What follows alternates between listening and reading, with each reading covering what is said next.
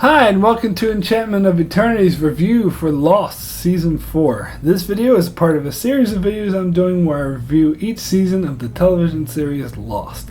In this video, I explore and review Season 4. Spoiler warning for the entire series as I talk openly and freely about everything that occurred in the entire show, so you should only watch this video if you have seen all 6 seasons of Lost. So, at the end of Season 3, the producers of the show made a deal with ABC where they negotiated an end date. I remember prior to this deal being made, Damon Lindelof and Carlton Cuse would often talk about how they wanted there to be 5 seasons of the show.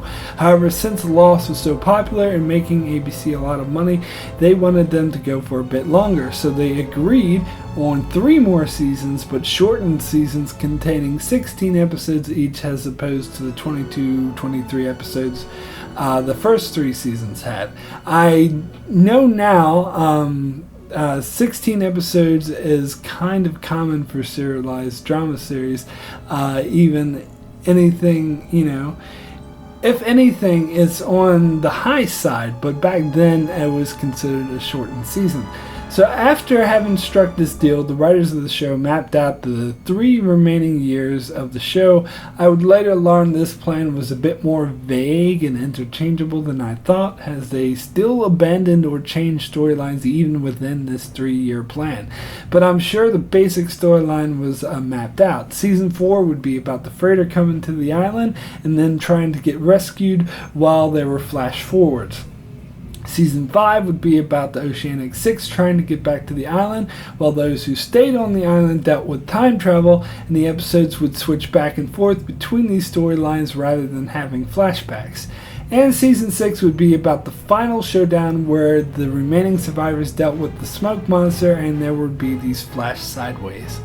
So, focusing on Season 4 in particular, from the very first scene of the season, something felt very off to me. Something I couldn't quite put my finger on. I still really can't explain it with words, but the whole feeling and tone seemed really different. And in a more tangible sense, the story had changed. I believe the mantra that the producers would repeat to death in Season 6 about the show being all about the characters was first thought up when they came up with this 3-year plan. In fact, that's the one thing I've noticed is many open-ended mythology mysteries were swept under the rug in favor of a more character-focused show. And as I stated in my Season 1 review, I believe the whole all about the characters thing was nonsense and that the show has always been about both. But since Season 4 was just beginning... But since Season 4 was just the beginning of this, it wasn't quite as bad as the last 2 seasons. The first episode was called The Beginning of the End, and the joke I made to myself was the beginning of the end of good quality. But that's not to harp on Season 4 too bad. Season 4 contains some truly amazing moments and some of the best moments of the entire series, so let me go through them. We start out with the story of everyone learning of Charlie's death and dealing with it, which was heartbreaking, and with the 815 survivor groups being split into 2. Those that went with Jack to return to the beach, and those who went with Locke to hide in the jungle from the people who were coming. This was kind of interesting, but I don't think the payoff was very great, and it kind of got silly in later episodes in my opinion, although I think it was completely out of character for Rose and Bernard to go with Jack. In the episode SOS, they clearly established that Rose felt a kinship with Locke because she was the only one alive that knew about his miraculous recovery, and on top of that, she didn't want to leave the island. She made it clear she wanted to stay because she was under the impression if she left, the cancer would come back. I know they try to explain this away by saying Rose thought Locke was a murderer and therefore wouldn't go anywhere with him, but it reeked of convenient excuse to keep them with Jack because the writers knew that whoever went with Locke, who wasn't the main character, would die. But I don't think it quite worked. Anyway, then we move on to where they introduce 4 new characters. So before I get into these new characters, I gotta say it seemed a bit silly that they would send 4 scientists to the island if their plan all along was to send these mercenaries to kill everyone and capture Ben. There seems to be a lot of disconnect and confusing amongst the different groups from the freighter. For example, in this episode, it's shown that Naomi's job was to keep these 4 passengers safe. So why then did she go to the island alone, and why were they sent after her? A lot of things about the freighter storyline just really don't make sense to me and reek of plot conveniences. Anyway, we're introduced to 4 new characters: Daniel Faraday, Miles, Charlotte, and Lapidus.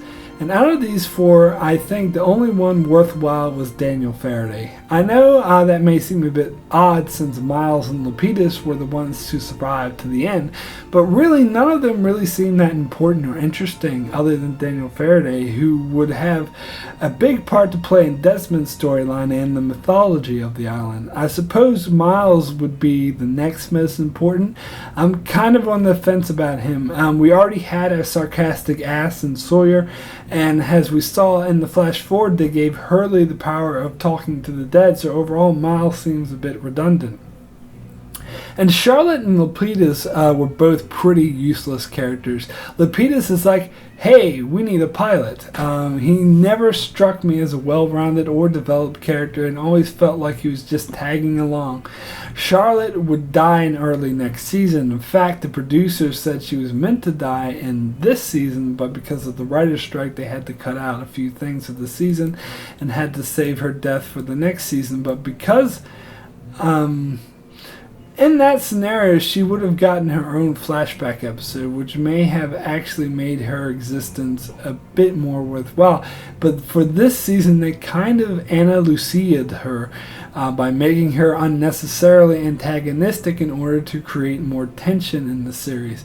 In a featurette on the DVD, Lindelof described them as being 4 people with a particular set of skills that would become important to the storyline. Lapidus, of course, was used as the only pilot so he could fly people around. Daniel Faraday studied in time travel and would come into handy next season when they started time traveling. And Miles used his ability to talk to the dead several times to get the 815ers needed information. But Charlotte was bloody useless. She didn't really do anything. In the featurette, Lindelof mentioned her skill as an anthropologist to help explain the mythology of the island, which really got me excited, but unfortunately she did no such thing and overall wasn't necessary. So let me get into the whole flash forward thing. So as I said, at the end of season 3, they came up with the plan to end the series, and part of that was trying to eliminate the flashback format, or at least change it up a bit, because one of the major flaws of season 3 was its flashbacks had become tired, and it seemed more like an obligation than anything that added to the story. So their thinking was they needed to try something new, and in season 4 the idea was to use flash forwards, and I personally thought the idea was brilliant and worked splendidly. In later seasons, their ideas to replace flashbacks failed miserably, and they should have went back to flashbacks, but I'll get to that when I get to later seasons. But for season 4, this was exactly what they needed, something to shake things up a bit. The concept of the flash forward was first introduced in the season 3 finale, when we thought was a flashback of Jack was revealed to be set in the future, and thus a flash forward to a time when Jack and Kate had gotten off the island, and Jack was a depressed drug addict saddened over the death of a mysterious man and who was desperate to get back to the island. Since this is a drastic change in Jack's character, obviously a lot of things would have to happen to cause Jack to get to this stage, and also begged the question, what happened to the rest of the 815 survivors? Well, and the flash forwards in season 4 slowly start to fill in the gaps and answer these questions. And season 4 begins with flash forward to Hurley, where he uses the term the Oceanic Six, thus revealing at the very beginning only 6 people made it off the island. So then the question becomes, who are the Oceanic Six? So every time we get a flash forward, another member of the Oceanic Six is revealed. And the other question is, how come only 6 people made it off the island? What happened to the rest of them? So the flash forwards were much more interesting than the more pointless flashbacks like the ones in season 3. And in many cases I feel were the only good thing about particular episodes whose island storyline I found lacking, such as The Economist, where we get Saeed's flash forwards to learn he has become this badass assassin, and the shocking twist is he works for Ben. But the island storyline was a silly hostage negotiation with Locke, which I didn't quite buy, and it felt kind of dumb. And Eggtown, where we learned why Kate isn't in jail, and we learned she has a son, which we were led to believe was a son she had with Sawyer, but the shocking twist is it's actually Aaron, and he's a member of the Oceanic Six, and she was pretending to be his mother. Whereas the island storyline was some ridiculous plot about Kate trying to get some alone time with Miles, which I found really stupid. And something nice back home, this episode where we see Jack and Kate in a relationship, but it all starts to go to hell when Jack sees visions of his dead father that start to drive him insane, which will eventually lead to his pill-popping state. While on the island, we get some stupid story about Jack getting his appendicitis. So I have to take a second here to talk about one fake out involving the flash forwards, which I really didn't like, and that was the episode Ji Yeon. I had many arguments with people who loved this episode, but I hated it, as I thought it was a cheat. So Ji Yeon was the episode where we get what appears to be a flash forward from Jen and Sun, where Sun is in the hospital about to have a baby and calling out to Jen, who isn't there, and then we get flashes of Jen trying to buy a toy panda bear in time to make it to the hospital for the birth. But at the end we learn, although the scenes with Sun were a flash forward to after she leaves the island, the scenes with Jen were actually flashbacks to an earlier time when he was working for Sun's father and was trying to get to the hospital for one of his business associates whose grandchild was being born in order to give the gift of a toy panda bear. And in Sun's flash forward we learn Jen is actually dead as Sun and Hurley visit his grave, and Sun was just delirious when she was calling out for Jen. Now I did find the ending kind of sad, especially when it was juxtaposed to the island storyline where we see Jen forgive Sun for having an affair and profess his love for her. But the intentional fake out pissed me off. The flashback scenes with Jen and the panda bear serve absolutely no other purpose than to fake you out and thinking he was alive in the future timeline, and that really pisses me off because this isn't the story. This is obviously the show creator saying "fooled you," and it takes you out of the world, takes you out of the story, and makes it more apparent that you're watching a scripted TV show with 2 douchebag writers trying to pull the wool out of your eyes, and I hated that. So let me compare this to Through the Looking Glass, where we were tricked into believing we were watching Jack's flashbacks and it turns out to be flash forwards. Some of you might be thinking, well, that's the same thing. The writers tricked you. How can you love that flash forward but hate this one? Well, the thing is, even though they did play a trick with you and they used time to do it, but it's not the same thing. The major difference is the flash forwards in Through the Looking Glass stand on its own. The fact that it was used to deceive you doesn't take away from the importance of the story. In fact, it enhances it. Whereas the scenes with Jen and the panda bear, once you learn that what the twist is, the scenes are utterly meaningless and pointless, and the only purpose they served was to fool you. So that really pissed me off. Personally, I think they could have accomplished the same thing by having Sun call out to Jen. That would be the equivalent of in Through the Looking Glass, where Jack makes references to his father, making you think it was in the past, but then when you realize it's the future, the references to his father can be explained away by other means. They should have just did the same thing with Sun, making references to Jen, and I think that would have been perfectly okay. They've done several flashbacks before where it's just from Sun's perspective. We don't always need to see Jen, so I totally would have bought that. But to create pointless flashbacks whose only purpose was to fool you was taking it too far. I nearly put this episode in my 5 least favorite episodes of the series because it pissed me off so much. But if you take away that stupid fakery, it was a powerful episode.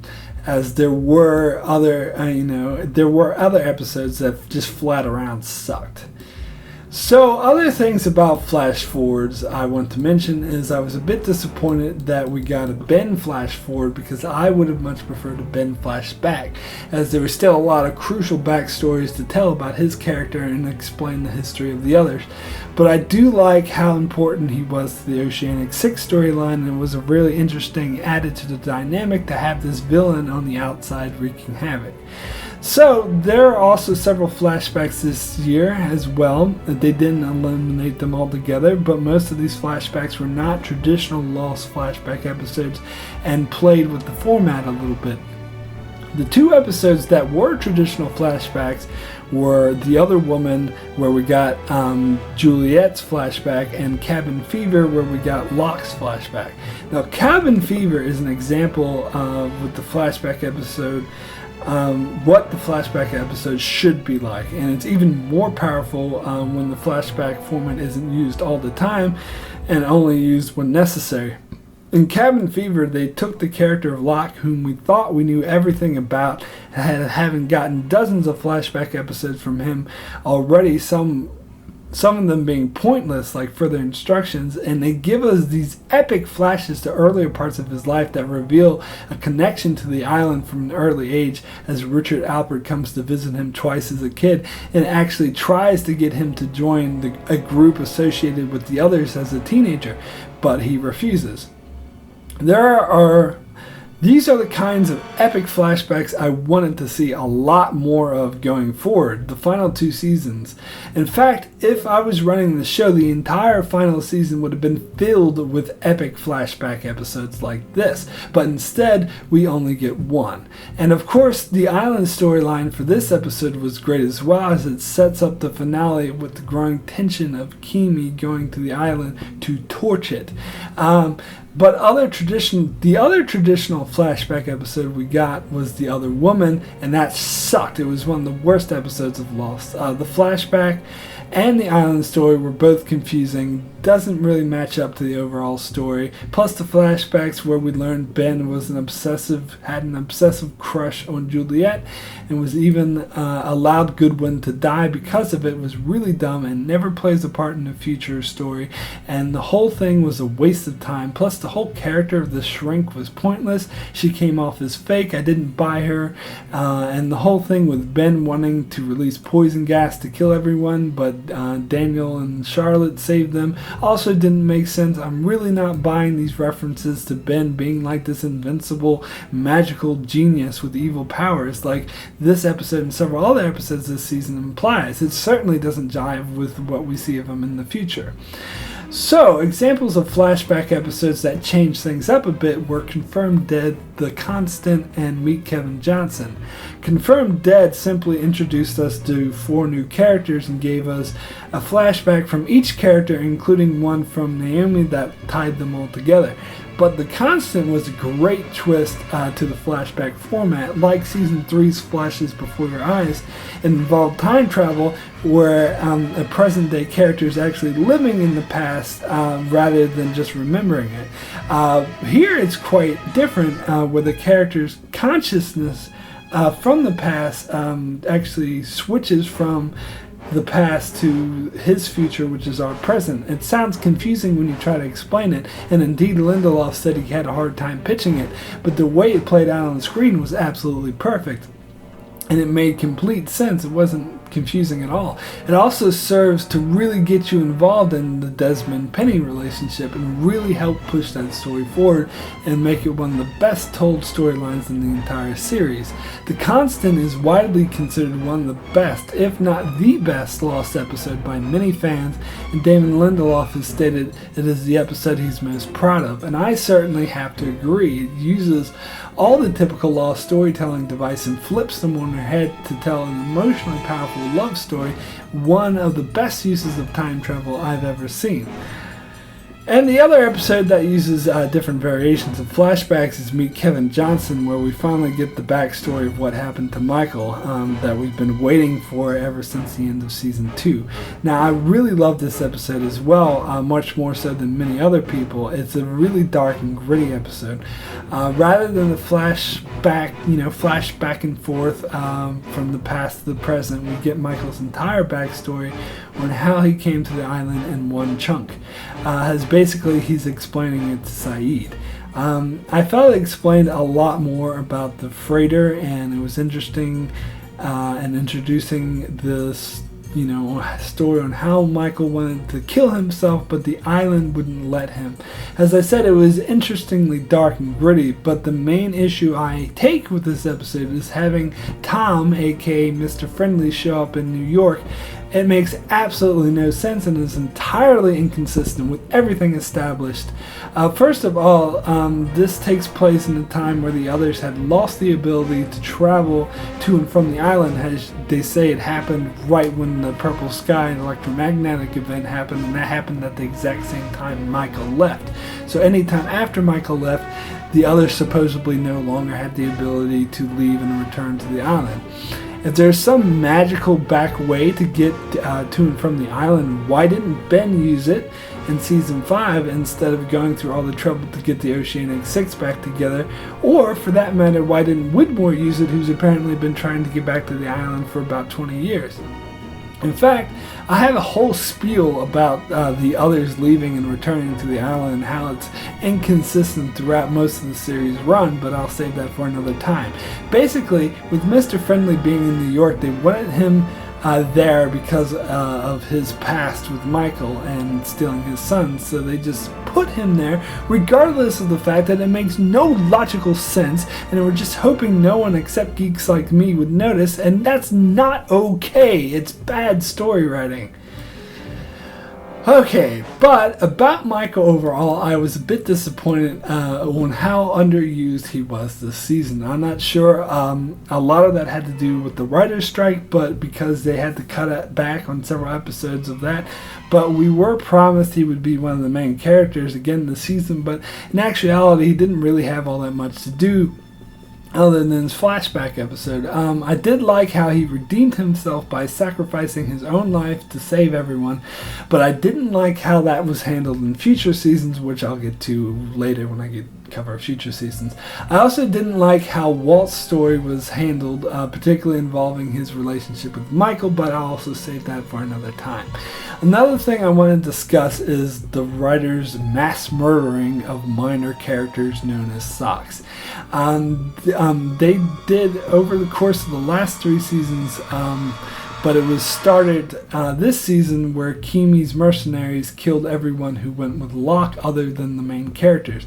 I had a huge problem with this. I mean, not with the scene in Season 4 alone, but with all the scenes collectively. In fact, in the next 2 seasons, they even introduced several more groups of minor characters who were then killed off as well. It was obviously the writers got sick of having all these useless characters around and wanted to focus more on the main characters, so they got a little killed crazy. But I'm not okay with this. It's kind of makes the whole point of them being around meaningless. I would have preferred that they just put them aside somewhere out of the way while the main characters went off on adventures, kind of like they did with Rose and Bernard in the last 2 seasons, rather than just kill them off. For one thing, it makes our main characters seem a little heartless to not care about all these people being killed and dying. And for another, they just overdid it with killing way too many characters altogether, and it just made the island seem like a ridiculously dangerous place, which doesn't bode well for people like Locke and Rose who want to stay there and say it's a place for miracles. It sounds like a place where you're going to get killed. I don't know. Not that big of a deal, but again, just came off as sloppy writing to me. So now I'll talk about the 3-part season finale, There's No Place Like Home. Those of you who have seen my top 10 Lost episodes will know it didn't quite crack it. However, I still like these episodes a lot, and they almost made my top 10. I guess what holds it back slightly for me compared to other epic finales like Live Together, Die Alone and Through the Looking Glass is what I said earlier about season 4 lacking the feel that earlier seasons had. I can't quite put my finger on it.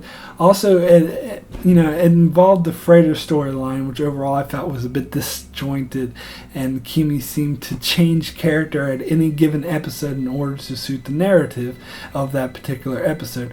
But these were great, emotional, powerful episodes. Some of the most emotional scenes in the entire series were in these episodes, such as when the freighter blew up and Sun was screaming at the top of her lungs to go back for Jen, and when Desmond was finally reunited with Penny.